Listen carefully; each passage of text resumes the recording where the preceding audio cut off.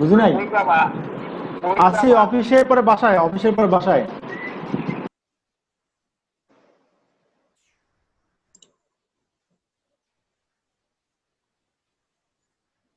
যাক, আপনারা আমার কথা শুনতে পারছেন? জি। আচ্ছা, আমি এতক্ষণ আমরা লোড ক্যালকুলেশন নিয়ে যে বিষয়গুলো বললাম, আপনাদের বুঝতে সমস্যা হচ্ছে কিনা, বা আপনারা আমার কথা বুঝছেন কিনা, বা এরকম আপনাদের ওপিনিয়নটা একটু একজন একজন করে বললে আমার জন্য সুবিধা হতো। হ্যালো। জি, বলেন। না, একটু সাউন্ডটা একটু ইয়ে ছিল। আচ্ছা, আমি বলতে চাই আর কি, আমি যেহেতু আর্কিটেক্ট, তো আমার তো জি, আসলে ডিটেল লোড তো আসলে ক্যালকুলেট করার দরকার নাই। বাট আপনার জি, কাছ থেকে আসলে যেটা আমার কাছে খুবই উপকার হলো, যেটা শুনে, সেটা হলো যে আসলে কি কি দেখতে হয়, মানে কি কি খেয়াল রাখতে হয়, কি কি আসলে করে লোড গুলো ক্যালকুলেট করতে হয়। বিশেষ করে আপনি যখন ব্রিকের ওয়ালের কথা বললেন, যে পার্টিশন ওয়াল, জি, যেটা লোডটা আসলে সবচেয়ে বেশি, যেটা আমরা আসলে ধামধুম করানোর সময় ক্লায়েন্টরা যখন বলেন যে এখানে একটা ওয়াল দাও, ওখানে একটা ওয়াল দাও, সো আপনি বলে যে কম দিলে ঠিক আছে, কিন্তু লোডের পরে আসলে নতুন করে দেওয়াটা, এই টাইপের যে এই জিনিসগুলো বলেন, সেটা আমার জন্য ভীষণ উপকার হয়েছে। এবং এখন পর্যন্ত আসলে আমি অ্যাজ এন আর্কিটেক্ট বলবো, আমার যা যা ছিল আর কি, যেমন পাইলিং এর কথা বললেন, রাদারদের লোড ক্যালকুলেশন, আসলে যে ফ্রিকশনের কথা বললেন, বেয়ারিং বা এই যে সাইজ, এগুলা যে আসলে করতে হয়, এটা এটা আমার জানা দরকার ছিল। আমার আমার জন্য এতটুকু পর্যন্ত খুবই হেল্পফুল হয়েছে। Thank you. মানে এটা আমি ইয়ে করবো আর কি, কারণ আমি এত ডিটেল লোড আসলে ক্যালকুলেট আমারও করতে হবে না, বাট বাট যা যা খেয়াল রাখতে হয় সেগুলো আমি আসলে পয়েন্ট আউট করবো। Thank you so much. জি, থ্যাংক ইউ। আনোয়ার ভাই, আপনি কিছু বলবেন কিনা?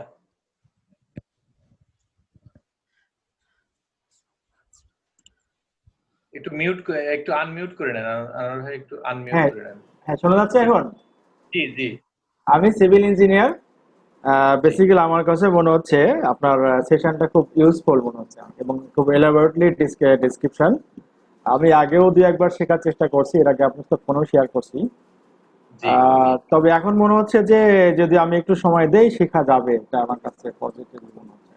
জি। আসলে শেখার বিষয়টা হচ্ছে যে হুম, আহ, মানে আমি চেষ্টা করি যে যতটুকু আমি জানি ততটুকু দিতে। জি। কিন্তু মার্কেটে যারা আসলে ট্রেনিং করান, তারা আসলে মানে ইনকমপ্লিট রাখেন। মানে ইনকমপ্লিট রাখা হ্যাঁ, মানে হ্যাঁ, আমি হচ্ছে ও কথাটাই বলতে চাচ্ছি।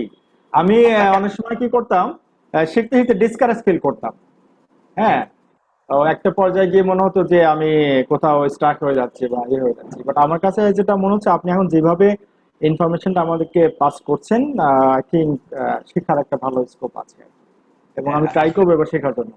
এগুলো বইয়ে লেখা থাকে, এই বিষয়গুলো বইয়ে লেখা থাকে। মানে অনেকেই বলে যে এগুলো তো বইয়ে আছে, এগুলো তো আসলে অত বলার দরকার নাই, কিন্তু বিষয়টা হচ্ছে যে বইয়ে তো আছে, কিন্তু এই কথাগুলো ইম্পর্টেন্ট আসলে। কথাগুলো মানে important। আমরা তো একটা বই কিনে নিলেই হয়ে যায়।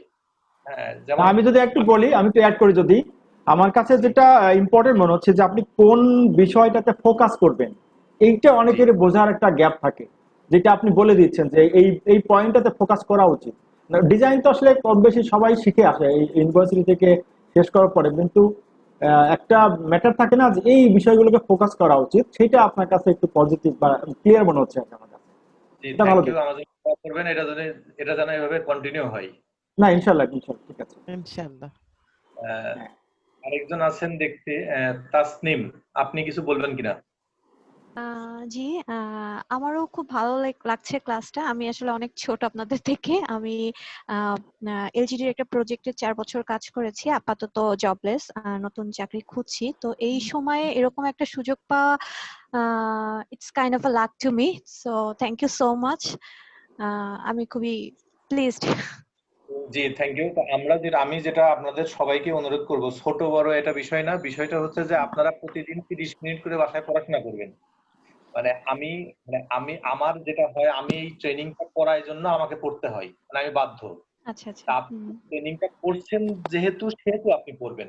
আপনি সেই হিসাবে বাধ্য হবেন। মানে প্রতিদিন যদি আমরা 30 মিনিট পড়ি, এই যে আমি আপনাদেরকে একটা জিনিস দেখাই, আমার আমার রুমে এটা আমার একটা খাতা, এটা আমার আরেকটা খাতা। তা আমি যেটা করি, সেটা হচ্ছে প্রতিদিনই আমি কিছু পড়ি, অল্প কিছু হোক। মানে আজকে খুব প্রেসারে আছি, তারপরেও আমি 10 মিনিট 20 মিনিট বসি, যা পড়ি 1 পৃষ্ঠা লিখি, সেগুলো একটু 1 পৃষ্ঠা লিখি। আপনি দেখবেন 1 মাস পরে আপনি আপনার আপনার রিসোর্স আপনার হাতে, মানে কাউকে তেলাইতে হবে না, কারোর পিছনে ঘুরতে হবে না। মানে 1 মাস পরে দেখবেন আপনার ডেভেলপমেন্ট আপনি নিজেই করছেন। মানে আসলে কেউ তো কারোর ডেভেলপমেন্ট করে দিতে পারে না, হ্যাঁ? আর যারা প্রফেশনাল বা ট্রেনিং সেন্টার বা এরকম মানে মানে তারা চাবে যে সবসময় আপনি তার সঙ্গে কন্টিনিউ করেন। কিন্তু এভাবে চিন্তা করবেন না যে আপনার কতটুকু ডেভেলপমেন্ট হলো। মানে আপনার ডেভেলপমেন্টটা আপনার কাছে। তো আপনাকে আমি বাসের ঠিকানা দিয়ে দেবো, কোন বাসে উঠবেন, কোথা থেকে যাবেন সেটা আমি আপনাকে বুঝাই দেবো। হয়তোবা আপনি একবার ভুল ডিরেকশনে চলে যেতে পারেন, তবে যাওয়ার পরে টের পাবেন আপনি ভুল গেছেন, তারপরে রাস্তা পার হয়ে আরেক ডিরেকশনে যাবেন, কিন্তু আমি আপনাকে রাস্তায় তুলে দেবো, আপনি আগাইতে পারবেন। যাই হোক, আমরা জি মোটামুটি আমার মনে হয় যে আমরা ভালো ট্র্যাকে আছি। আমরা যা শিখছি আমরা সেটা যদি ঠিকঠাক মতো শিখতে পারি তাহলে আমাদের কিছু উপকারে আসবে। আমরা কিছু বিষয় আমরা একটু খেয়াল করব, সেটা হচ্ছে আমরা স্ক্রিন শেয়ার করছি একটা পেজ, আপনারা দেখছেন কিনা, দেখতে পাচ্ছেন কিনা, design of a tie column. জি দেখা যাচ্ছে। আচ্ছা, এখানে আমরা কয়েকটা বিষয় একটু খেয়াল করব, যে আমরা বলবো যে আমরা কোনো একটা কলাম যখন ডিজাইন করবো, একটা বিল্ডিং এর কলামটা সবচেয়ে ইম্পর্টেন্ট পার্ট, যদিও বলবো বিমটা ইম্পর্টেন্ট পার্ট, স্ল্যাবটা ইম্পর্টেন্ট পার্ট, কারণ কোনোটা ফেটে গেলে, ভেঙে গেলে, ক্র্যাক আসলে সেটা তো আসলে বিল্ডিং এর জন্য সমান পরিমাণ ক্ষতি। তো যাই হোক, কলাম খুব ইম্পর্টেন্ট পার্ট। এটাকে আমরা বলবো লংগিটিউডিনাল স্টিল, মানে হচ্ছে মেন বার, যেটা ভার্টিক্যাল বার, যে রডটা খারাপ হয়ে থাকে, এই রডটার হিসাব হবে 1 থেকে নট মোর দেন 8%। 8% আসলে অনেক বেশি রড। তো যাই হোক, মিনিমাম রড হবে 1%। 1% আপনি কিভাবে হিসাব করবেন সেটা আপনি একটু চিন্তা করতে পারেন, যে আমি একটা কলাম ডিজাইন করব, সেই ডিজাইনটা এই কলামের রড ন্যূনতম 1% হতে হবে। সেটা বুঝবো কিভাবে? আপনি একটু হিসাব করতে পারেন সহজে। আমি আপনার ক্যালকুলেটর থাকলে আপনি সেটাও চাপতে পারেন, আমিও চাপছি। আমরা একটু দেখি। একটা কলামের সাইজ 12x12, মানে 12 ইঞ্চি বাই 12 ইঞ্চি। আমরা লিখি 12 গুণ 12, তাহলে 144 ইঞ্চি স্কয়ার একটা কলামের সাইজ। এই যে 144 ইঞ্চি স্কয়ার ইনটু 1%, মানে 1% রড হলে কতটুকু রড এখানে দিতে হবে সেটা দেখি। ইনটু 1% মানে কি 1.44। 1.44 এরিয়া কত? ইঞ্চি স্কয়ার। তাহলে রডের এরিয়া হচ্ছে ইঞ্চি স্কয়ার। রডের কোন এরিয়াটা নিয়ে আপনি চিন্তা করবেন? এইটা একটা রড, এর সারফেস এরিয়া না। আপনি যে মাথা গোল, ছোট্ট গোল, এই যে বৃত্তাকার অংশ, বৃত্তের ক্ষেত্রফল কত? পাই আর স্কয়ার। অথবা বৃত্তের ক্ষেত্রফল কত? পাই, অথবা বৃত্তের ক্ষেত্রফল পাই ডি স্কয়ার বাই 4, অথবা পাই আর স্কয়ার, যে কোনোটা দিলেই হবে। এখন আপনি 1.44 ইঞ্চি স্কয়ার রড ইউজ করবেন। আপনারা একটু লিখে নেবেন, কলামে সবচেয়ে ছোট রড ইউজ করলে আপনি 16 মিলি রড ইউজ করবেন। 16 millimetre dia rod, 16 millimetre dia rod আপনি ব্যবহার করতে চাচ্ছেন।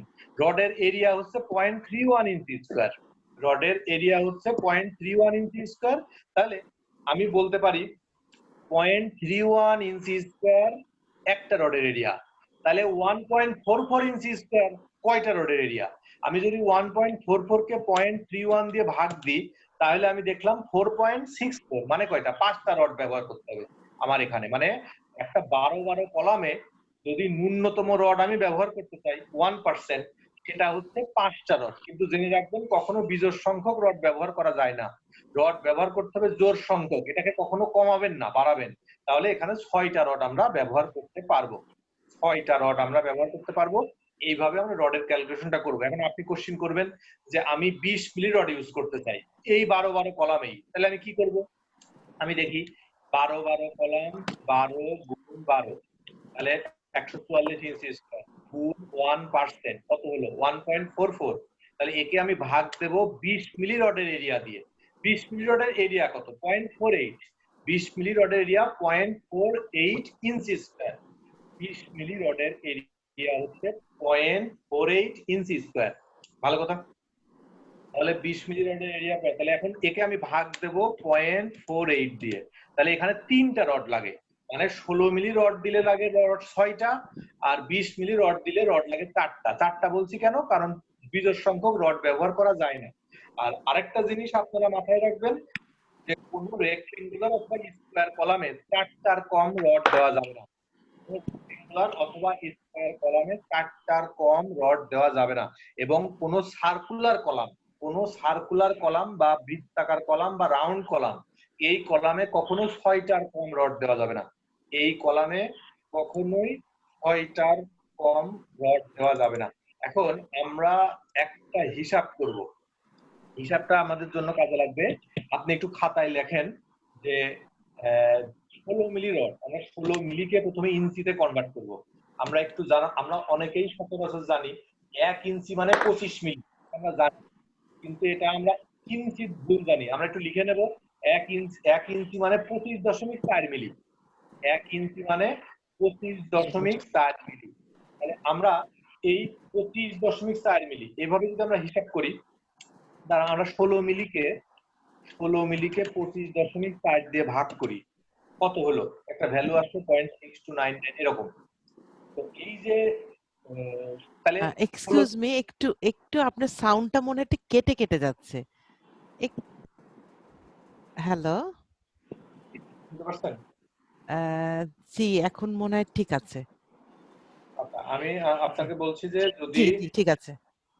রড আমি হিসাব করি, 16 মিলি রড মিলিকে আমি ইঞ্চিতে কনভার্ট করলে 0.6299 এরকম একটা হিসাব হচ্ছে। এটা কি? 16 মিলি, এটা তো ডায়া। তাহলে আমরা 16 মিলি রডের এরিয়া বের করব। এরিয়া বের করব কিভাবে? পাই ডি স্কয়ার বাই 4, রাইট? তাহলে একে যদি আমরা হিসাব করি, আমরা ডি এর স্কয়ার করলাম, ই স্কয়ার করে ইনটু পাই গুণ করব। পাই কত? 3.1416 পাই ডি স্কয়ার বাই 4।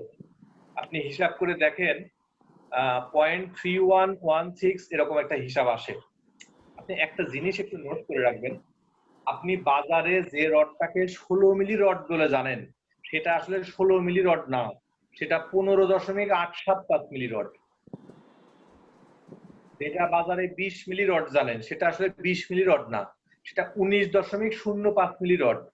মানে অ্যাকচুয়ালি এটা 19 মিলি রড, কিন্তু আমরা আমাদের দেশে এটা প্রচলিত হয়ে গেছে 20 মিলি রড। আমি যেভাবে এরিয়া বের করলাম রডের, এইভাবে 20 মিলি রডের এরিয়া বের করে দেখবেন যা হয় সেটা 0.48 এর থেকে বেশি হয় দেখবেন। তাহলে 0.48 হবে কি দিয়ে? 19.05 দিয়ে হিসাব করলে পরে 0.48 হবে। মানে আমি বলতে চাচ্ছি যে আপনারা পরবর্তীতে কোনো সময় যদি রডের এরিয়া ভুলে যান, একটা 20 মিলি রডের এরিয়া কত আপনি তো বের করতে পারেন, তাই না?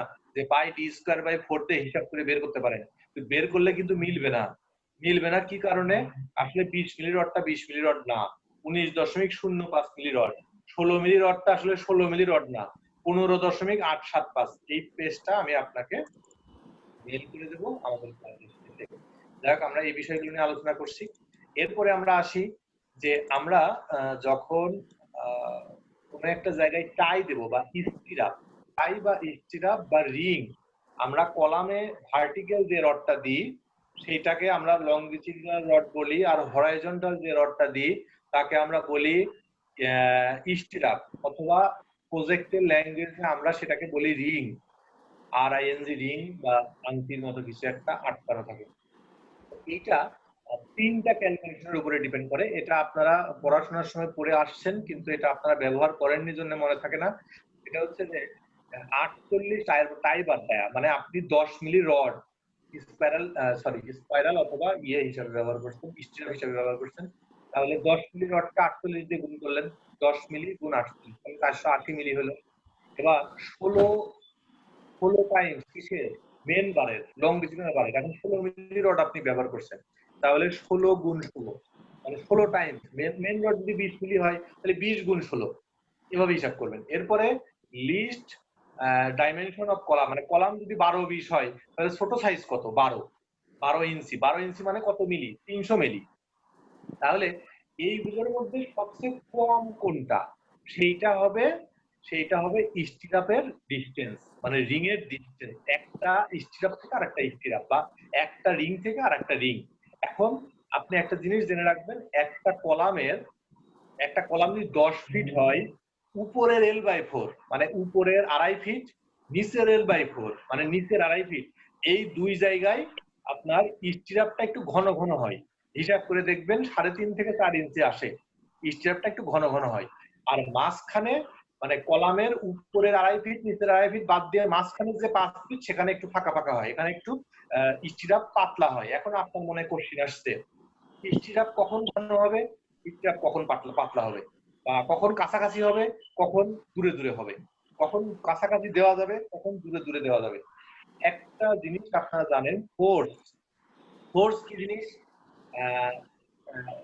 ফোর্স দুই প্রকার আমরা জানি, একটা কম্প্রেশন, টেনশন। আমরা যদি একটা মেম্বারকে উপরের থেকে নিচের দিকে চাপ চাপ দিই, এইটাকে বলছি কম্প্রেশন, দুই দিকেই চাপ লাগছে। আর কোনো কিছু ধরে দুই দিকে টান দিই, এইদিকেও টান দেবো এদিকেও টান দেবো, ডানে বামে দুই দিকে টান দেবো, এটার উপরে টেনশন ফোর্স কাজ করছে। দুই পাশ থেকে চাপ দিলে তার উপরে কম্প্রেশন কাজ করছে। এই যে টেনশন আর কম্প্রেশন, খেয়াল করে দেখেন, টেনশন যখন আমি দিচ্ছি দুই দিকে টান দিচ্ছি, আমার ফোর্সের ডিরেকশন আর এই মেম্বার যদি ছিঁড়ে যায়, ছিঁড়ে গেলেও এর ডিরেকশন একই দিক, এটা একই দিকে যাবে। আর যদি কম্প্রেশন দিই, এই দিকে আমি ফোর্স দিচ্ছি সেই দিক আর এর চাপ খাওয়ার দিক একই দিক, এইটা হচ্ছে টেনশন আর কম্প্রেশন। কিন্তু এয়ার ফোর্স বলে একটা ফোর্স আছে, সেই ফোর্সটা কি, আপনি যদি দুইটা হাত এক জায়গায় নিয়ে এভাবে ঘষা দেন তাহলে এটা শেয়ার ফোর্স। আপনি যদি শসা কাটেন চামচ দিয়ে তাহলে সেটা শেয়ার ফোর্স। আপনি যদি পাউরুটি কাটেন চাকু দিয়ে তাহলে সেটা শেয়ার ফোর্স।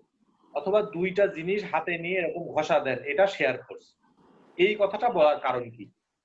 এই কথাটা বলার কারণ হচ্ছে, আপনি এভাবে চিন্তা করেন, কলামের সঙ্গে বিমটা লেগে আছে, কলামের সঙ্গে যেখানে বিমটা লেগে আছে এই জায়গাটায় দেখেন কলাম আর বিমের একটা জয়েন্ট, এই জায়গাটায় দুইটার জয়েন্ট। আচ্ছা, এমনও তো ঘটতে পারে কলামটা দাঁড়ায় আছে, বিমটা ফেল করে নিচে চলে গেল, কলামটা দাঁড়ায় আছে, বিমটা ফেল করে নিচে চলে গেল, তাহলে এই জায়গাটা শেয়ার ফোর্স ডেভেলপ হচ্ছে। এই জিনিসটা কেন সম্ভব? সম্ভব এই কারণে এখানে একটা জয়েন্ট আছে। কিন্তু চিন্তা করেন তো, যত এই জয়েন্ট থেকে, বিম কলামের জয়েন্ট থেকে দূরে যাচ্ছেন তত তো এই ফেল হওয়ার সম্ভাবনা কম, কারণ এখানে জয়েন্ট নেই। সেই জন্য আমরা কি করি, কোনো একটা বিল্ডিং যদি পার্টলি কাস্টিং করি, স্ল্যাব কাস্টিংটা যদি পার্টলি করি, তাহলে আমরা খেয়াল রাখবো এই যে বিমটা আছে আর এই কলাম, এই পাশের অংশ আপনি ঢালাই করছেন, এই পাশের অংশ এখন ঢালাই করবেন না, তাহলে ঢালাইটা এই কলামের গায়ে শেষ করে দেবেন না, ঢালাইটা কলাম এই বিম থেকে L/3 পর্যন্ত ঢালাই করে রাখবেন। তাইলে কি হবে, একই সঙ্গে যখন ঢালাই হবে এই জয়েন্টটা কিন্তু মনোলিথিক ঢালাই হলো, মানে একসাথে ঢালাই হলো। কিন্তু পরবর্তীতে এই বিম থেকে সামনে গিয়ে যেখানে জয়েন্ট করবে সেই জায়গায় শেয়ার ফোর্সটা কিন্তু কম, মানে যেখানে স্টিরাপটা ঘন ঘন, জেনে রাখবেন সেখানেই শেয়ার ফোর্সের মান বেশি, শেয়ার ফোর্সটা বেশি, ওই জায়গা থেকে ফেল করতে পারে। সেই জন্য আপনি একসাথে ঢালাই দিয়ে বিমটাকে আগায় রাখবেন। দেখবেন অনেক ভালো ভালো কোম্পানির পার্টলি স্ল্যাব ঢালাই করলে ওরা কিছু অংশ এক্সটেনশন করে রাখে। এই এক্সটেনশন করে রাখার কারণটা আমরা আজকে ক্লিয়ার হইলাম, যে ওই জয়েন্টে আসলে প্রচুর শেয়ার ফোর্স থাকে। ওখান থেকে পরবর্তীতে 1 বছর 2 বছর পরে বা 2-3 মাস পরে ঢালাই করলে ওখানে জয়েন্টটা পার্মানেন্ট একটা জয়েন্ট হিসাবেই কাজ করবে, তখন ফেল করলে জয়েন্ট থেকে ফেল করে যাওয়ার সম্ভাবনা থাকে। সেই জন্য আমরা এইটা একটু দূরে গিয়ে করি। এখন আপনি বলছেন যে আমি তো একটা ভুল করে ফেলছি, আমি একটা স্ল্যাব তো এরকম ঢালাই করে ফেলছি, যে একটা কলাম, এই কলামের ওই পাশের অংশ ঢালাই করছি কিন্তু এই পাশ থেকে কিছু অংশ বিম ঢালাই করে রাখিনি, এই জায়গায় আমি কি করবো? এই প্রত্যেকটা প্রবলেমের একটা ইঞ্জিনিয়ারিং সলিউশন আছে, তাছাড়া তো আমরা মিস্ত্রি হইতাম, আমরা ইঞ্জিনিয়ার হইতাম না। এখন শেয়ার ফোর্সকে রেজিস্ট করার জন্য শেয়ার কানেক্টর দেওয়া হয়। কি দেওয়া হয়? শেয়ার কানেক্টর দেওয়া হয়। এই জিনিসটা কি? এই জিনিসটা রেট্রোফিটিং কাজে ব্যবহার করা হয়। এখন আরেকটা টপিক চলে আসলো, রেট্রোফিটিং। রেট্রোফিটিং জিনিসটা কি? একটা বিল্ডিং আমরা যেমন ক্যালকুলেশন করে ডিজাইন করছি, এভাবে কোনো একজন ক্যালকুলেশন না করে ডিজাইন করছে বা মিস্ত্রির কথায় কাজ করছে। এখন ওখানে একটা কলাম দেখা যাচ্ছে যে 18 ইঞ্চি বাই 18 ইঞ্চি হলে কলামটা, বিল্ডিংটা লোড নিতে পারে, কিন্তু কলামটা ডিজাইন করা হয়েছে 12 ইঞ্চি বাই 12 ইঞ্চি। তাহলে আপনি ক্যালকুলেশন দেখে দেখলেন এই 12 কলাম এখানে রাখা যাবে না, রিস্ক, এটাকে 18 করতে হবে। কিন্তু না, 18 করলে হবে না। এখন কোডে বলা আছে যে কোনো কলামকে রেট্রোফিটিং করবেন বা রিপেয়ারিং করবেন, এটাকে 1 ইঞ্চি 2 ইঞ্চি 3 ইঞ্চি বাড়ানো যাবে না, বাড়ালে পরে ন্যূনতম 4 ইঞ্চি বাড়াইতে হবে এক পাশে। তাহলে যে কলামটা আছে 12 এক পাশে 4 বাড়াবেন আর এক পাশে 4 বাড়াবেন 8, তাহলে 12 কলাম বাড়লে পরে কত হবে? 20 হবে। তাহলে এই যে 20 একটা কলাম হলো, এখন আপনার মনে একটা প্রশ্ন আসবে যে একটা কলাম, তার উপর আমি আলাদা একটা ঢালাই দিচ্ছি, আমি বুঝলাম যে কলামের সারফেসটা প্লাস্টার ছটায় ফেললাম, এটাকে চিপিং করলাম, এর গায়ে কেমিক্যাল দিলাম, সেই কেমিক্যালটার নাম বন্ডিং এজেন্ট, কেমিক্যাল দিলাম, দেওয়ার পর আমি যখন ঢালাই করলাম, এই ঢালাইটা তো ফেল করে এরকম সর করে নিচে নেমে যেতে পারে, কারণ পুরাতন ঢালাই নতুন ঢালাই তো নাও মিশতে পারে। আপনি এখন চিন্তা করুন তাহলে এটাকে আমি ঠেকাবো কিভাবে? খেয়াল করে দেখেন, এখানে কিন্তু শেয়ার ফেলার হচ্ছে, খেয়াল করছেন?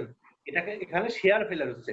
এটাকে ঠেকানোর জন্য আমরা পুরাতন কলামের গায়ে 10 ইঞ্চি অথবা 1 ফিট পর পর একটা করে 10 মিলি রড ঢুকাই দেবো কলামের চারপাশে সব সারফেসে উপরের থেকে নিচের দিকে 1 ফিট বা 10 ইঞ্চি পর পর একটা করে রড, ছোট্ট ছোট্ট রড ড্রিল করে ইপক্সি করে ঢুকাই দেবো। ইপক্সি একটা কেমিক্যাল, যেটাকে ড্রিল করার পরে ওর মধ্যে কেমিক্যালটা দিয়ে রডটা ওর ভিতরে ঢুকাই দেবেন, রডটা ওর সঙ্গে কানেক্ট হয়ে যাবে। ওই পরে এটাকে পুল আউট টেস্ট করতে পারবেন, এটা টেনে বের করলেও বের করতে পারবেন না, ঢালাইয়ের মতোই হবে, এটা স্ট্যান্ড দেবে। তাহলে এরকম এই জিনিসটা আপনি এখানে দিলেন, আবার 1 ফিট নিচে দিলেন, আবার 1 ফিট নিচে দিলেন, আবার 1 ফিট নিচে দিলেন। এভাবে চিন্তা করেন যে একটা কলামের 1 ফিট নিচে নিচে এরকম শেয়ার কানেক্টর দিলেন চারপাশে। এবার আপনি যে নতুন ঢালাইটা করলেন এর চারপাশ দিয়ে, এবার কিন্তু ঢালাইটা ফেল করার কোনো অপশন নেই, মানে শেয়ার ফেলার হওয়ার আর সম্ভাবনা নেই। তাহলে শেয়ার ফেলার হবে না, এটা ঠেকানোর জন্য যে জিনিসটা দিচ্ছেন, যেটা কানেক্ট করে রাখছে, তার নাম আমরা দিলাম শেয়ার কানেক্টর। তাহলে এই শেয়ার কানেক্টর গুলো দিয়ে আপনি যে বিল্ডিং এরকম করে ফেলছেন সেটা করতে পারেন, আপনার খাতায় লিখে রাখতে পারেন এই জিনিসটার নাম শেয়ার কানেক্টর। তাহলে আপনি শেয়ার কানেক্টর দিয়ে শেয়ার ফাইলার রেজিস্ট করতে পারেন।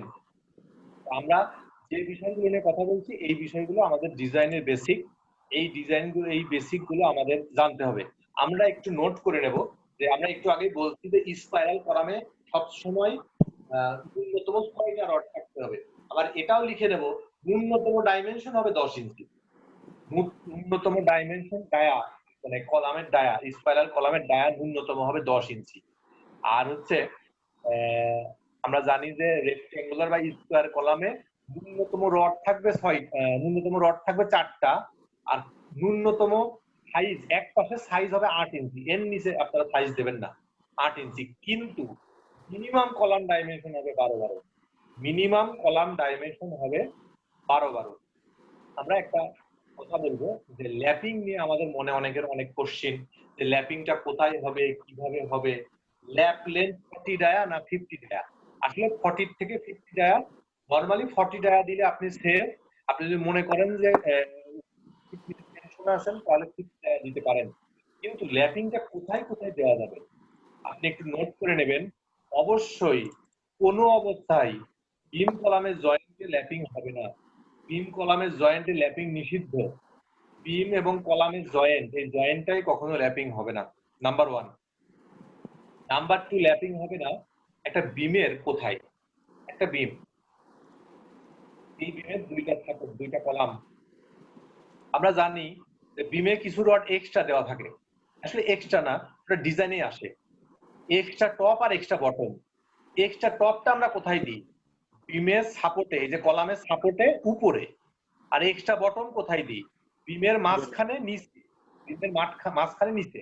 তাহলে আপনারা জেনে রাখবেন রডটা আমরা কেন দিই, সেটা আমরা আগে একটু জানি। রড কেন দিই, রড দিয়ে হচ্ছে টেনশন দেওয়ার জন্য। আমরা একটু আগে বলছি টান খাইলে টেনশন, তাপ খাইলে কম্প্রেশন, রডটা দিই টেনশনের জন্য। তাহলে যেখানে এক্সট্রা রড দিই তাহলে আমরা জেনে নেব ওখানে এক্সট্রা টেনশন থাকে, যেখানে এক্সট্রা রড দিই সেখানে এক্সট্রা টেনশন থাকে। তাহলে যেখানে এক্সট্রা টেনশন থাকবে সেখানে এক্সট্রা রড দেব, কিন্তু সেখানে কোনো ল্যাপিং দেব না। কারণ বিমের বটমের নিচে এক্সট্রা বটম দেওয়া থাকে, ওই জায়গায় রডটা ইম্পর্টেন্ট, কিন্তু ওই জায়গায় আপনি যদি ল্যাপিং দেন তখন তো ওই ল্যাপিংটা ওই স্ট্রেস নিতে পারবে না, তখন বিমটা ফেল করতে পারে। এখন আমি বলছি যে তাহলে বিমের উপরে, কর্নারে বিমের উপরে 2 জায়গায় ল্যাপিং দেওয়া যাবে না। এই জায়গায় ল্যাপিং দেবেন না কারণ যেখানে এক্সট্রা রড সেখানে টেনশন বেশি, সেখানে আপনি ল্যাপিং দেবেন না, রডটা আগে কেটে ফেলবেন, অন্য জায়গায় যেন ল্যাপিংটা পড়ে। এইভাবে আপনারা হিসাব করবেন। এখন আপনাদের জন্য একটা কোশ্চেন আসতে পারে যে আমি বুঝলাম যে রডটা টেনশন নেওয়ার জন্য দেওয়া হয়, কনক্রিটটা দেওয়া হয় কম্প্রেশন নেওয়ার জন্য। এখন আমরা ছোটবেলা থেকে পড়ে আসছি, ছোটবেলা বলতে আমি বলছি যে আমাদের ইঞ্জিনিয়ারিং বা আর্কিটেকচার লেখাপড়ার থেকে, কলামটা হচ্ছে কম্প্রেশন মেম্বার। তাহলে কলামটা কম্প্রেশন মেম্বার কেন? এই কলাম নিজের থেকে উপরে রিয়াকশন কাজ করছে, উপরের থেকে লোড আসছে, সে আবার নিচে কাজ করছে, তাহলে কলাম কম্প্রেশন মেম্বার। তাহলে এখন আমার মনে হতে পারে যে কলাম যেহেতু কম্প্রেশন মেম্বার, তাহলে আমি তো কলামে ইয়ে না দিলেও পারি। কলাম যেহেতু কম্প্রেশন মেম্বার, তাহলে আমি কলামে রড না দিলেও পারি, কারণ রড কি নাই, টেনশন নাই। কিন্তু না, রড আর কনক্রিট মিলায়ে কম্বিনেশনে আরসিসি তারা কম্প্রেশন এবং টেনশন দুইজনেই নেয়, কিন্তু কম আর বেশি। কলাম কম টেনশন নিতে পারে, খুব কম। রডও কম্প্রেশন নিতে পারে, খুব কম। সেই জন্য আমরা ধরে নিচ্ছি যে ওরা এটা নিতে পারে না। কনক্রিট নেবে কম্প্রেশন আর স্টিল নেবে টেনশন। এবার আমার কোশ্চিন যে আমি কেন কলামে রড দিই? আচ্ছা, এটা একটা কলাম খারাপ ভাবে আছে। এই কলামটা যখন উইন্ড লোড আসে বা আর্থকোয়াক আসে, কলামটা এরকম একটু বেন্ড হয়, বাঁকে শুয়ে হয়, এরকম বাঁকে। মানে আমি আঙুল দিয়ে বেশি দেখাচ্ছি, কিন্তু এতটা হয় না, অল্প বাঁকাবাকি করে। এইরকম যখন বাঁকলে পরে এই কনক্রিট তো ফেল করবে, বাঁকলে কনক্রিট ফেল করবে, কারণ কনক্রিট তো টেনশন নিতে পারবে না, এই পাশে টেনশন তৈরি হবে। যখন এরকম একটা ঘটনা ঘটে, এখানে টেনশন আর এখানে কম্প্রেশন, যখন এরকম একটা ঘটনা ঘটে, এখানে টেনশন আমি বুঝবো কিভাবে? আপনারা জেনে রাখবেন যে যেখানে স্যাগ হয়ে থাকবে এটা পজিটিভ মোমেন্ট প্লাস স্যাগিং, আর হগিং যদি হয়, হগিং এটা উঁচু, হগিং এখানে নেগেটিভ মোমেন্ট। তাহলে নেগেটিভ মোমেন্ট যেখানে হয়, মানে যে এরকম হলে নিচের পাশে টেনশন বোঝার আরেকটা উপায় আছে। আপনি যে কোনো একটা জিনিস নিয়ে আমি এভাবে চাপ দেবেন, চাপ দিলে এর উপরের পাশ টান হয়ে থাকবে, সে পাশে টেনশন, ব্যাস, সহজ হিসাব। এবার যেখানে টেনশন সেখানে রড দিতে হবে। তাহলে যেখানে টেনশন, তাহলে আমার এই কলামটা যখন বেঁকে গেছে, তাহলে এই জায়গায় আমার রড দরকার, তাহলে সেই জন্য আমরা কলামে রড দিই। কলামে রড না দিলে ওটা ফ্র্যাকচার হয়ে যাবে, কলাম ফেল করবে। তাহলে আমরা একটা আরসিসি বিল্ডিং এর কলামে কেন রড দিই সেটা বুঝলাম, কোথায় ল্যাপিং দেব না সেটা বুঝলাম। এবার আমরা প্র্যাকটিক্যালি একটা কথা বলি। আপনি এভাবে চিন্তা করেন, একটা বিল্ডিং এর আন্ডারগ্রাউন্ড ওয়াটার রিজার্ভার, সেটা তো নর্মালি মাটির নিচেই থাকে, কিন্তু যেখানে বেসমেন্ট থাকে, বেসমেন্ট বা সেমি বেসমেন্ট, সে জায়গাগুলোয় কিছু ঘটনা আলাদা ঘটতে পারে। কিরকম? আপনি একটা পানির ট্যাঙ্ক, জাস্ট একটা বক্সের মতো কিছু একটা, কিন্তু এভাবে যদি পানির ট্যাঙ্কটা হয় একটা বক্সের মতোই, কিন্তু একটা অংশ আবার এখান থেকে উপরে উঠে গেছে। পানির ট্যাঙ্কটা এরকম সিঁড়ির মতো, এরকম যদি হয়, মানে একটা পানির ট্যাঙ্কের একটা ফ্লোর এখানে কমপ্লিট হতো না, কমপ্লিট হয়নি, এখান থেকে আবার একটা অংশ উপরে, ওই পর্যন্ত পানিটা পৌঁছাতে পারে, উপর পর্যন্ত পানি পৌঁছাতে পারে। তাহলে পানি যখন টপ লেভেলে থাকবে, চিন্তা করেন তো এখানকার যে স্ল্যাবটা, সেই স্ল্যাবের উপরে পানির নিচের থেকে গিয়ে চাপ দেবে, পানির নিচের থেকে গিয়ে চাপ দেবে। আপনি যে রুমটায় বসে আছেন সেই রুমটা মনে করেন পানির ট্যাঙ্ক, এই পানির ট্যাঙ্কের অর্ধেকটা, মনে করেন যে অর্ধেকটা আপনি বসে আছেন, আর পাশের অর্ধেকটা উপরে ছাদ পর্যন্ত পানির ট্যাঙ্ক। তাহলে পানি যখন টপ স্ল্যাব পর্যন্ত থাকবে, তখন আপনার মাটির নিচে যে স্ল্যাব, তার সঙ্গে তো পানি এসে একদম চাপ দিচ্ছে উপরের দিকে। নর্মালি আমরা যে স্ল্যাব গুলো ডিজাইন করি, লোড তো উপর থেকে আসে, কিন্তু এই পানির ট্যাঙ্কের ক্ষেত্রে লোডটা কোথা থেকে যাচ্ছে? নিচের থেকে, কিন্তু উপরের দিকেও যাচ্ছে। আবার উপরে আমরা যখন হাঁটাচলা করছি তখন লোডটা নিচে দিয়ে যাবে। এই স্ল্যাবগুলোর ডিজাইন একটু আলাদাভাবে হবে, মানে এর নেগেটিভ পজিটিভ সব দিক থেকে আসতে পারে, মানে সব দিকে নেগেটিভ মোমেন্ট আসতে পারে, সব দিকে রড লাগবে। তাহলে এই স্ল্যাবগুলো আমরা যেমন রড কিভাবে দিই, এরকম করে মাঝখানে পুকুর আকৃতির করে রড দিই, এভাবে দেওয়া যাবে না, মানে এর নিচেও রড দেওয়া লাগবে, উপরেও রড দেওয়া লাগবে, দুই জালি রড হবে। নিচের থেকে প্রেসার দিলেও যেন ও নিতে পারে, উপরের থেকে প্রেসার দিলেও যেন ও নিতে পারে। তো এরকম বেশ কিছু জিনিস আমরা বইয়ে গেলে, তো আমি কিছু ফর্মুলা আপনাদের দেখাবো, এই ফর্মুলা গুলো দিয়ে কলাম ডিজাইন করতে হবে।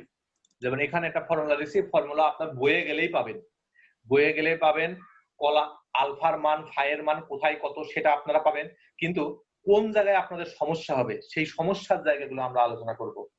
কলাম ডিজাইন যখন করবেন, লোড কোথায় পাবেন? লোড এই যে এখান থেকে আপনি পেয়েছেন, কত কি লোড আসছে, ফাউন্ডেশন ডিজাইন আপনি করতে পারছেন। আচ্ছা, কলাম ডিজাইন করবেন কিভাবে?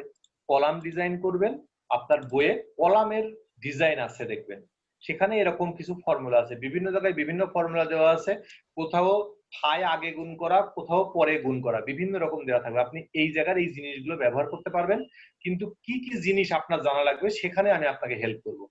আমি আপনাকে বলবো পি কি জিনিস। পি হচ্ছে লোড আপনি ডিজাইন করে বের করছেন, লোড ক্যালকুলেশন করে লোড বের করছেন।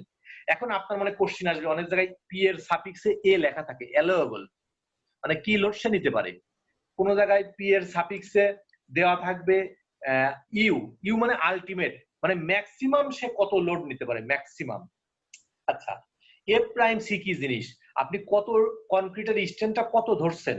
3000 পিএসআই, 4000 পিএসআই কত ধরছেন? এটা। আচ্ছা, এজি কি জিনিস? গ্রস এরিয়া, গ্রস এরিয়া মানে কি? কলামের এরিয়া, রড টড সহ একটা কলাম 12 তার এরিয়া কত? 144 ইঞ্চি স্কয়ার তার এরিয়া। আচ্ছা, এএসটি এরিয়া অফ স্টিল, আপনি আপনি এখানে রড ধরছেন যে 6টা 16 মিলি রড দেবেন, তাহলে একটা 16 মিলি রডের এরিয়া আপনি এখন জানেন 0.31, তাহলে 6টা 16 মিলি রড এরিয়া কত? ইনটু 6, এটা আপনি হিসাব করতে পারছেন। এফওয়াই কি জিনিস? ইল্ড স্ট্রেন্থ, কার ক্ষেত্রে? রডের ক্ষেত্রে। রডের ইল্ড, এই যে আমি প্রথমে বললাম যে 60,000 পিএসআই, তাহলে এফওয়াই এর মান কত? 60,000 পিএসআই। এরপরে এরিয়া অফ স্টিল, এটা আপনি জানেন কয়টা রড ইউজ করবে। এই ভ্যালুগুলো এখানে বসায় কাজ করতে হবে। ফর্মুলা আপনারা মনে করতে পারেন যে এই ফর্মুলা কি আমার পক্ষে আসলে মুখস্থ রাখা সম্ভব? কিন্তু আমি আপনাকে বলবো আমারও ফর্মুলা মুখস্থ নেই, কোন ডিজাইনারের ফর্মুলা মুখস্থ নেই, কারণ আমরা কাজ করার ক্ষেত্রে কখন কোন জায়গায় কোন কন্ডিশনে কোন ফর্মুলা ব্যবহার করব সেটা আমরা বই থেকেই নিই। আবার এটাও আমি আপনাকে বলছি, একটা বই যে লেখে সেও কিন্তু আর একটা বই দেখে বই লেখে। মানে সে যে মুখস্থ লিখছে, মানে বই লিখছে মানে সে যে বিদ্যাসাগর, ব্যাপারটা কিন্তু এরকম না। সে আরো কয়েকটা বই নিয়ে তার এক্সপিরিয়েন্স অ্যাড করার পরে সে একটা বই লেখে। সুতরাং আপনিও একটা বই লিখতে পারেন। মানে আমাদের প্রবলেম হচ্ছে আমরা নিজেদেরকে খুব ছোট ভাবি, মানে আমরা নিজেদের সম্পর্কে নিজেরাই জানি না। আমরা জানি আমার পক্ষে আসলে এই কাজটা সম্ভব না, আমরা জানি আমার পক্ষে কি এই জিনিস সম্ভব। তা আপনি যদি এসএসসি পাস করতে পারেন, এইচএসসি পাস করতে পারেন, আপনি ইঞ্জিনিয়ার হতে পারেন, আপনি আর্কিটেক্ট হতে পারেন, তাহলে আপনার পক্ষে এগুলো তো পড়াশোনা করে পাস করেই আসছেন, তাহলে আপনি পারবেন না কেন? তো সেই সময় স্যাররা এটাকে হাইকোর্ট দেখাতো, যারা ভার্সিটির স্যার তারা এটাকে হাইকোর্ট দেখায় এই কারণে যে তারা জিনিসটাকে একটু কঠিন করে প্রেজেন্ট করতো, যেন আপনি কোশ্চিন না করেন। কারণ কঠিন করলে আপনি কোশ্চিন করতেও ভয় পাবেন যে এই কোশ্চিন কি সহজ না কঠিন কোশ্চিন, আমি নিজেই বুঝছি না। তা আমি যেটা কোশ্চিন করবো স্যার আবার বলতে পারে তুমি এটা গর্ধব যে এই কোশ্চিন তুমি করছো কেন। তো স্যাররা আমাদেরকে একটা গোলক ধাঁধার মধ্যে রাখতো যেন আমরা এই জিনিসগুলো ক্লিয়ার না হই। আর সবসময় জানবো যে ভালো জানে সে একটু পোলাইট হয়, সে একটু ভালো হয়। আর স্ট্রাকচার আর আরসিসি যেসব স্যার তারা একটু রাগী হয়, তারা রাগী হয় এই কারণে তারা একটু কম জানে। কারণ তারা যদি প্র্যাকটিক্যালি কাজ করে তারা এটা জানবে। তারা পাস করার পরের থেকে জীবনে কোনোদিন প্রজেক্টে স্টিরাপ কি জিনিস দেখেনি, তারা জীবনে কোনোদিন প্রজেক্টে কোনোটা ঢালাই দেখেনি। তো ঢালাই কি জিনিস আর কাস্টিং কি জিনিস, দুইটা কি একই জিনিস কিনা সেটা তো সে জানে না। তার যে সোথা থেকে সে পড়ায় সেই সোথা পাকতে পাকতে লাল হয়ে গেছে, তো সেই সোথাতে সে 20 বছর আগে যা শিখছে আজও মানুষকে তাই শেখায়, তাহলে তার পক্ষে আর কি বলা। তারপর তার জন্য একটা সিচুয়েশন ক্রিয়েট করে রাখা যেন কেউ তাকে মান সম্মান হানি না ঘটায়। হ্যাঁ, একটা কোশ্চিন একজন আমাকে করতে পারে, আমি সেটার অ্যান্সার, আমি তো সর্বা না, আমি সেটা জানবো না, সেটা আমি পরে স্টাডি করে তাকে জানাবো, এটা আমারও ডেভেলপমেন্ট। তা আমাদের স্যাররা এটা চান না, তারা ওখান থেকে ক্লাস থেকে বের হওয়ার পরে আর পড়াশোনা করতে চান না। যাই হোক, ছাত্রদের ব্যাপার। তা আমরা কর্মজীবনে আসার পরে আমরা যদি একটু নিজেরা পড়াশোনা করি, বুড়া হওয়ার পরে কিন্তু আমরা একটা বই লিখতে পারি। কারণ আমরা ছোট ছোট করে অনেক এক্সপিরিয়েন্স আমরা গ্যাদার করি, কিন্তু সেই এক্সপিরিয়েন্স গুলো আমরা যদি দিন শেষে একটু নোট করতে পারি, তো বুড়া বয়সে যখন কাজ থাকবে না, পাশে একটা ইয়াং ছেলেকে বা ইয়াং মেয়েকে বসাই নিয়ে বলতে পারে তুমি এটা নোট করো, এটা আমার বই হবে, তোমার নাম আমার নামের নিচে থাকবে, এটা পসিবল। তা আমরা আমাদের সারা জীবনে যা এক্সপিরিয়েন্স গেইন করি তা আসলে অনেক, কিন্তু এটা গোছাই না, গোছালে পরে বোঝা যাবে আমি কি, কিন্তু সেটা প্রত্যেকটা মানুষের লাইফেই সম্ভব। তো যাই হোক, আমরা একটা স্ল্যাব নিয়ে একটু কথা বলবো। স্ল্যাব আমরা সবসময় শুনি one way slab, two way slab. One way slab কি জিনিস ছোটবেলা থেকে পড়ে আসছি যে স্ল্যাবের লেন্থ উইথ এর ডাবল, এটা আমরা সকলেই জানি, যে স্ল্যাবের লেন্থ উইথ এর ডাবল সেটা ওয়ান ওয়ে স্ল্যাব। আর যেটা উইথ এর ডাবল না বা ডাবলের থেকে কম, মানে যে দুইটা স্প্যানের রেশিও 2 এর থেকে কম, সেটা টু ওয়ে স্ল্যাব।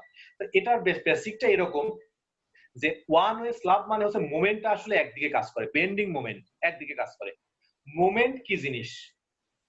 আমরা আসলে এই মোমেন্ট শব্দটা নিয়ে আমরা খুব কনফিউজড, মানে ছোটবেলা থেকে পড়ে আসছি মোমেন্ট, কিন্তু মোমেন্ট আজও ক্লিয়ার হলো না। মোমেন্ট খুব সিম্পল ইস্যু, এটা আমাদের কাছে আসলে কঠিন করে দেখানো হয়। মোমেন্ট কিছুই না, খুব সিম্পল ইস্যু। আমরা এভাবে চিন্তা করি যে কোনো একটা জায়গায় দুইটা সাপোর্ট আছে। এই জিনিসগুলো কি? এই জিনিসগুলো আমরা ছোট ক্লাসে যেদিন আমরা শেখা শুরু করছি সেদিনই দেখছি এরকম তীর চিহ্ন দিয়ে 6 নিউটন করে লেখা। আসলে জিনিসটা কি? জিনিসটা কিছুই না, দুইটা কলাম। এটা তো দুইটা কলাম, এখানে একটা বিম আছে, এখানে দুইটা কলাম আছে। এখন কলামে যে লোডটা যায় আমরা নিউটনের কাছ থেকে শিখছি প্রত্যেকটা ক্রিয়ারই সমান ও বিপরীত প্রতিক্রিয়া আছে। তা আমি যদি এইদিকে 6 নিউটন লোড দিই কলাম তো উপরের দিকে 6 নিউটন লোড দেবে, সেজন্য দাঁড়ায় আছে। তাহলে কখন দাঁড়ায় থাকতে পারবে না? আমি উপরের থেকে 6 নিউটন লোড দিচ্ছি আর কলামটা 5 নিউটন লোড দিতে পারছে, তাহলে ও 1 নিউটন লোড কম দিচ্ছে, তখনও আস্তে আস্তে নিচে চলে যাবে। যখন ও 6 নিউটন লোড দেবে, আমিও 6 নিউটন লোড দেব, ক্রিয়ার প্রতিক্রিয়া সমান হবে, ততক্ষণও দাঁড়ায় থাকবে। আচ্ছা, আমি দিচ্ছি 6 নিউটন আর ও দিচ্ছে 7 নিউটন, তখন আপলিফট প্রেসার হবে, আপলিফট। তখন কি হবে? উপর থেকে যাচ্ছে 6 কিলো নিউটন, নিচের থেকে 7 কিলো নিউটন, মানে কলামটা ঠেলে উপরের দিকে চলে আসবে। এটা পানির প্রেসারের কারণে হতে পারে, নিচের থেকে পানির আপলিফট প্রেসারের কারণে হতে পারে। আপনি অনেক জায়গায় দেখবেন বেসমেন্ট ফ্লোর ফেটে গেছে, নিচের পানির প্রেসারও সহ্য করতে পারছে না। অনেকে মালিক থাকে যারা ডিজাইন অনুসারে কাজ করে না, ফ্লোরটা রড ছালাই ঢালাই করে, সেসব ফ্লোর ফেটে যায় যে পানির আপলিফট প্রেসারের কারণে। যাই হোক, তো আমরা জানবো এই দুইটা কলাম আসলে তীর চিহ্ন না, দুইটা 6 কিলো নিউটন না, এই দুইটা কলাম। মানে এখান থেকে এখানে 12 কিলো নিউটন লোড আছে, সেটাকে 2 কলামে চলে গেছে 6 এই 6 নিচের দিকে যাচ্ছে, আর কলামও ওকে দাঁড় করায় রাখার জন্য 6 কিলো নিউটন উপরে দিকে দিচ্ছে। তো এই দুইটা তীর চিহ্ন থেকে ভয় পাওয়ার কিছু নেই, ওই 12 কিলো নিউটন লোডই দুই জায়গায় 6 করে ভাগ হয়েছে। এখন আমরা মোমেন্ট হিসাব করব, আমরা এই মাঝখান থেকে কেটে ফেলবো জিনিসটাকে, মাঝখান থেকে কেটে ফেলবো জিনিসটাকে। এবার এই 6 কিলো নিউটন যেখানে, তার রেসপেক্টে এই জিনিসটা ঘুরতে পারবে। এই 6 কিলো নিউটন ওখানে আটকানো আছে। কলাম কি আপনি জানছেন? কলাম আর বিম এরকম সাপোর্ট ফিক্সড না, এখানে আটকায় আছে, এই জায়গায় আটকায় আছে, এই জয়েন্টে আটকায় যদি থাকে, আপনি এভাবে চিন্তা করেন ওখানে আটকায় আছে, তাহলে আপনি একটা ফোর্স দিচ্ছেন, এখানে একটা ফোর্স দিচ্ছেন, ফোর্স। এই ফোর্স ইনটু এই সাপোর্ট থেকে ডিস্টেন্স, এটাই হচ্ছে মোমেন্ট, নাথিং স্পেশাল। এই ফোর্স ইনটু এই ডিস্টেন্স, তাহলে এই লোডটা পারপেন্ডিকুলার হতে হবে, মানে খাড়া লোড। তাহলে লোড যদি হয়, লোড যা হবে 6 কিলো নিউটন, আর এই ডিস্টেন্স যদি হয় 6, তাহলে মোমেন্ট কত হবে? 6 গুণ 6, 6 গুণ 6 36 কিলো নিউটন, মনে করেন মিটার, কিলো নিউটন মিটার। তাহলে এভাবে মোমেন্ট হিসাব হয়। এখন মোমেন্ট, আমরা মোমেন্টকে ভয় পাই, মোমেন্ট যত বেশি হবে তত ফেটে যাবে, এরকম আমরা শুনি, যেখানে অনেক মোমেন্ট আসবে রড লাগবে। আসলে মোমেন্ট কখন হয়? এই যে সাপোর্টটা, এখানে যে লোড আসে, এই লোডটা এখানে মোমেন্ট, কত মোমেন্ট তৈরি করছে? লোড যদি 6 হয়, ডিস্টেন্স যদি 6 হয়, 6 ছক 36, লোডের ইউনিট যদি হয় কিলো নিউটন, ডিস্টেন্স যদি হয় মিটার, তাহলে 6 ছক 36 গুণ করলাম, এদিকে দুইটা ইউনিটও গুণ করব, কিলো নিউটন মিটার। আচ্ছা, ভালো কথা। এবার আমি লোডটা একটু সাপোর্টের কাছে দিই, কাছে দিলে লোড 6, ডিস্টেন্স 3, তাহলে 3 6 18। তাহলে ডিস্টেন্স যত কমে যাচ্ছে, মোমেন্টের পরিমাণ তত কমে যাচ্ছে। একদম সাপোর্টে যদি আমি লোড দিই 6, ডিস্টেন্স কত? 0, তাহলে 6 ইন্টু 0 মানে সাপোর্টে কোনো মোমেন্ট নেই, 0। আমরা এই পর্যন্ত জেনে আসছি প্রত্যেকটা সাপোর্টে মোমেন্ট 0, এই জন্য 0, ডিস্টেন্স 0। এবার 1 ইঞ্চি ডিস্টেন্সে আপনি মোমেন্ট দেবেন, লোড দেবেন 6, আর 1 ইঞ্চি গুণ করলে খুব কম পরিমাণ মোমেন্ট হবে। তাহলে ডিস্টেন্স যত বাড়বে মোমেন্ট তত বাড়বে। আপনি বোঝার সুবিধার্থে আপনি হিসাব করতে পারেন, আপনি একটু কল্পনা করলেই পারবেন। আপনার বাসার দরজা, আপনার ঘরের দরজা, দরজার যেখানে রাউন্ড লকটা থাকে, এটা ধরে টান দিলে দরজাটা সহজে খোলে। আচ্ছা, আপনি একদম দরজার হিঞ্জ যেখানে, কবজা যেখানে, সেখানে গিয়ে চাপ দিয়ে দেখেন দরজাটাকে আপনি সরাতে পারবেন না। কিন্তু যেখানে রাউন্ড লকটা থাকে সেখানে একটা আঙুল দিয়ে দরজাটাকে সরাতে পারবেন। তাহলে এখানে লোড ডিস্টেন্সের কারণে বেশি মোমেন্ট তৈরি করতে পারছে, জিনিসটাকে ঘোরাতে পারছে, যিনি মোমেন্টটা দিয়ে জিনিসটাকে ঘোরাতে পারছে। কিন্তু যত সাপোর্টের কাছে যাবেন তত মোমেন্ট কম হবে, ওখানে তত ঘুরবে কম। তাহলে ঘোরার যে বিষয়টা চলে আসলো, তাহলে ঘোরার বিষয়টা মানে টর্শন, ঘোরার বিষয়টা মানে হচ্ছে টর্শন। তাহলে যেখানে, তাহলে টর্শন বিষয়টা নিয়েও কিন্তু আমরা কনফিউজ ছিলাম, টর্শনটাও বুঝলাম যে সাপোর্ট থেকে যত দূরে যাব তত লোড কাজ করতে পারলে টর্শন ক্রিয়েট হবে। যাই হোক, আমাদের এই সেশনটাও শেষের দিকে, আমি লাইনটা কেটে দিচ্ছি, আপনারা এখনই জয়েন করবেন।